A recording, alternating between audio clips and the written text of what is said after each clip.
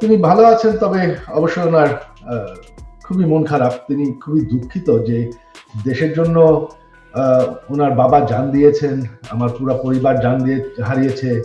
যে দেশের জন্য তিনি জেল খেটেছেন, এত পরিশ্রম করেছেন, এত উন্নয়ন করেছেন, সেই দেশের মানুষ তাকে এইভাবে আহ, অপমান করে বের করে দেবে, তাকে তার উপর আক্রমণ করতে যাবে, এটা আমরা কেউ কল্পনা করতে পারি। এটা তো আপনার একটা আহ, তারা যে দাবি করছে যে এটা গণতান্ত্রিক আন্দোলন, এই মানুষ হত্যা করা, পুলিশের উপর হামলা করা, প্রধানমন্ত্রীর উপর হামলা করা, প্রধানমন্ত্রীর বাড়ির উপর হামলা করা, যা সবকিছু জ্বালাও পোড়া করা, লুটপাট করা, এটা তো কোনো আন্দোলন নয়। এটা তো হচ্ছে মব, এটা তো হচ্ছে সন্ত্রাস, জঙ্গি। এর জন্য এত করেছি এই যে গত 15 বছরে। আমি, আপনার জানেন, আমি ডিজিটাল বাংলাদেশ আহ, বানিয়েছি। এটা আমার স্বপ্ন ছিল।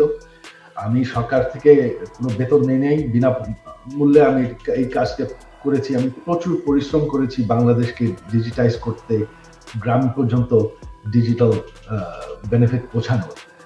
তারপরে যদি বাংলাদেশের মানুষ, এই যে উন্নয়ন আমরা করেছি, তারপরে যদি বাংলাদেশের মানুষ আমার পরিবারের সাথে এরকম করে, তাহলে আমাদের আর কিছু বলার আর করার নেই।